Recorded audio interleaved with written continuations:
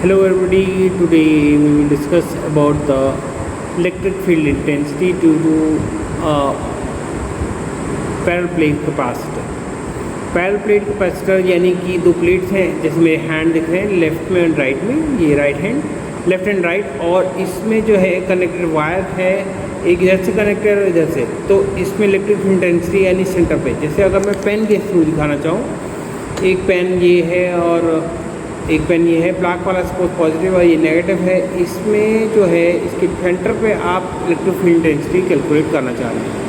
इसके लिए आपको सबसे पहले जो है electric field intensity due to a thin sheet of charge calculate करना आना चाहिए, और जिन्हें नहीं मालूम है जो कि होता है सिग्मा अपॉन 2 एप्सिलॉन टाइम्स।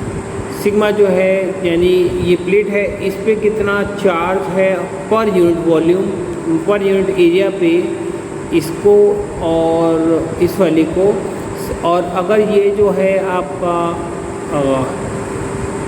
आपका एयर में रखा है या फिर वैक्यूम में रखा है, तो उस कंडीशन में एप्सिलॉन टाइम्स आता है। एप्सिलॉन टाइम्स यानी कि परमिटिविटी इन फ्री स्पेस, ये आपको मालूम होना चाहिए। और अगर नहीं मालूम है तो आप मेरी प्रीवियस क्लिप देखें, जिसके अंदर मैंने electric field intensity a thin sheet of charge है, यानी ये शीट है, ये पतली है, अगर मोटी लेंगे तब दिक्कत आ जाएगी, तब इसमें वेरिएशन आ जाएगा, और उसका भी मैंने डिराइव कराया है, जो कि आप मेरी प्रीवियस क्लिप में देख सकते हैं। और इसमें हम इलेक्ट्रिक फील्ड इंटेंसिटी कैलकुलेट करेंगे। जिन्हें याद नहीं है उसके लिए मैं क्विक रिविजन के लिए अंदर इस क्लिप में बताया, जो कि इस तरीके से है। Electric field intensity due to thin infinite plane of charge, तो हमने पहले ऑलरेडी देखा ही था, और फिर थिक का देखा। अब अगर हम पैरेलल प्लेट कैपेसिटर की बात करें, जहाँ पर दो प्लेट हैं और इसमें 3 रीजन आ जाएंगे, यानी फर्स्ट, सेकंड एंड थर्ड, तो उसमें इलेक्ट्रिक फील्ड कैलकुलेट हमें करना है। Electric field intensity in parallel plate capacitor या पैरेलल प्लेट्स में, तो ये ऑलरेडी आप देख चुके हैं। Electric field intensity due to a thin infinite plane parallel sheets of charges, हम जो कि कैलकुलेट किया है वो है E upon 2 sigma 1 upon 2 epsilon time. ये सिग्मा 1 और सिग्मा 2 की बात अभी नहीं करते, पहले हम ये देखते हैं कि इसमें क्या क्या चीज़ ली जा रही है। सपोज़ एक हमारा प्लेन ऑफ शीट चार्ज है A और B, तो इसमें 3 रीजन बन रहे हैं, A का, और इलेक्ट्रिक फील्ड इधर इस साइड और इस साइड, यानी E1, और बी शीट की वजह से E2 इधर जाएगा और E2 आएगा। अब let us consider a two thin infinite plane of sheet of charges held parallel to each other. हमने थिक नहीं लिया, अगर थिक लेंगे तो और ज़्यादा फिर इधर की और इधर की शीट का भी लेने लग जाएंगे, तो पहले तो हम थिन ही लेंगे, और थिन से कैलकुलेट कर रहे हैं इसलिए। और सिग्मा 1 क्या है, uniform charge density in sheet 1, और ये uniform surface charge density in sheet 2। तो इलेक्ट्रिक फील्ड इंटेंसिटी ये ऑलरेडी हम कैलकुलेट करा है, जिन्होंने नहीं देखा है वो मेरी प्रीवियस क्लिप देखें, जिसमें मैंने इलेक्ट्रिक फील्ड निकाला है।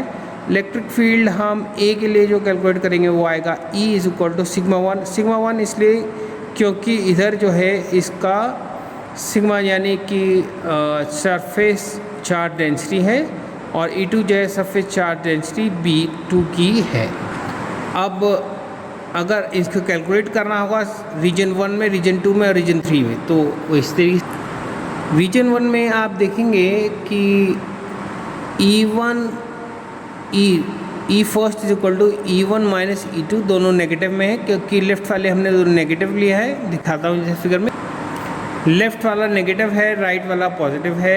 ये कार्टेशियन कोऑर्डिनेट का कार्टेशियन कोऑर्डिनेट ऐसे होता है ना, इधर ले जाएंगे तो पॉजिटिव, इधर लेके जाएंगे तो नेगेटिव, तो इसके लिए दोनों नेगेटिव आ जाएंगे, तो वही मैं दिखा रहा था। Electric field intensity in region 1 E1 minus E2, तो minus sigma 1 upon 2 upon epsilon time minus sigma 2 upon 2 epsilon times 1 upon 2 epsilon time जो है कॉमन हो गया। सिग्मा 1 प्लस सिग्मा 2 हमारा हमने कॉमन में, यानी कि ये ब्रैकेट के अंदर ले लिया। सिमिलरली अगर हम रीजन 2 में के अंदर कैलकुलेट करें, रीजन 2 देखें इधर, रीजन 2 में आप देखेंगे E1 इधर जा रहा है, ये पॉजिटिव है, E2 नेगेटिव लेफ्ट की साइड जा रहा है तो ये नेगेटिव हो जाएगा।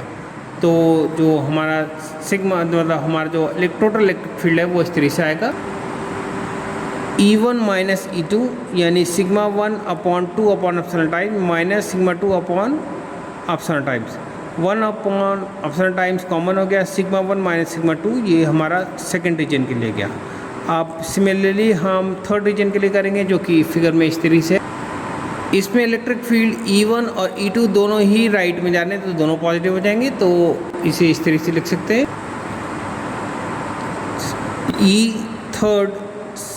E1 plus E2 sigma 1 upon 2 epsilon times plus sigma 2 upon epsilon times. तो इसमें कॉमन क्या आ रहा है 1 अपॉन 2 एप्सिलॉन टाइम्स और ब्रैकेट के अंदर सिग्मा 1 प्लस सिग्मा 2 जो कि इस तरीके से है 1 upon 2 epsilon times sigma 1 plus sigma 2। अब हम पैरेलल प्लेट कैपेसिटर के लिए केस लेंगे जहाँ केस 1 सिग्मा 2 बराबर हैं दोनों, मगर सिग्मा 1 पॉजिटिव है और ये जो है सिग्मा 2 जो है नेगेटिव है। अगर आप इसे पिछले उसमें देखिए फिगर में, यहाँ फिगर जो बनाई ये पॉजिटिव की जगह नेगेटिव हो जाएगा और ये पॉजिटिव होगा, तो उस केस में और इधर से हम कनेक्ट कर देंगे तार से, तो ये बेसिकली आपका कैसे बन जाएगा पैरेलल प्लेट कैपेसिटर। तो इसकी वैल्यू इस तरीके से आएगी। इधर देखेंगे आप E1 के लिए अगर लें तो E1 का पहला वाला जो हमने कैलकुलेट करा था जरा उसे देखते हैं पहले। यहाँ E1 जो है वो पॉजिटिव है और E1 जो E2 है वो नेगेटिव है, तो सिग्मा 1 दोनों कॉमन आ गया। यहाँ पर एक नेगेटिव और एक पॉजिटिव, तो नेट अंदर जो है 0 हो जाएगा, तो 0 multiply by this whole number is equal to 0, तो रीजन 1 के लिए 0 हो जाएगा। अगर आप थर्ड रीजन की देखें जहाँ पे यहाँ पर E1 प्लस E2 अगर जो हमने इसे कैलकुलेट करा था ये आया था हमारा 1 upon 2 epsilon times sigma 1 plus sigma 2। इसमें ये जो है नेगेटिव वाला है सेकंड और ये पॉजिटिव और दोनों सेम क्वांटिटी, तो ऑब्वियसली ये भी 0 हो जाएगा, तो नेट ओवरऑल आपका 0 बनेगा। तो थर्ड जो है रीजन के लिए वो 0 हो जाएगा। अब बचा हमारा सेकंड रीजन के लिए। सेकंड रीजन का जब क्वेश्चन वो देखते हैं जो हमने फार्मूला बनाया था। यहाँ देखेंगे आप सेकंड रीजन में E1 माइनस E2 यानी सिग्मा 1 जो है वो सिग्मा है और सिग्मा 2 नेगेटिव है और नेगेटिव नेगेटिव पॉजिटिव हो जाएगा, तो हमारा जो आएगा सिग्मा 1 प्लस सिग्मा 2 हो जाएगा। तो जो आएगा हमारा रिजल्ट आएगा 2 सिग्मा अपॉन 2 एप्सिलॉन टाइम जो कि इस तरीके से है। तो ये वैल्यू आएगी E सेकेंड 2 अपॉन 2 कैंसिल हो जाएगा, सिग्मा अपॉन एप्सिलॉन टाइम जो कि कांस्टेंट है, और यही हमें कैलकुलेट करना था। ये बहुत सारे बोर्ड्स में पूछा जाता है और डिराइव करने के लिए कहा जाता है, कंपटीशन में इसकी वैल्यू डायरेक्टली कैलकुलेट करने के लिए कहा जाती है, तो यही हमें डिराइव करना था। आज के लिए बस इतना ही, और जिन्होंने मेरा चैनल सब्सक्राइब नहीं किया है सब्सक्राइब करें, शेयर करें और लाइक करें, जिससे कि उनका स्ट्रॉन्ग फिजिक्स है। और ये क्लिप में सब स्टूडेंट के लिए बनाता हूँ जिससे कि उनका स्ट्रॉन्ग फिजिक्स बने और वो अच्छे से आंसर दे पाएँ और अच्छे मार्क्स प्राप्त करें। आज के लिए इतना ही, थैंक यू।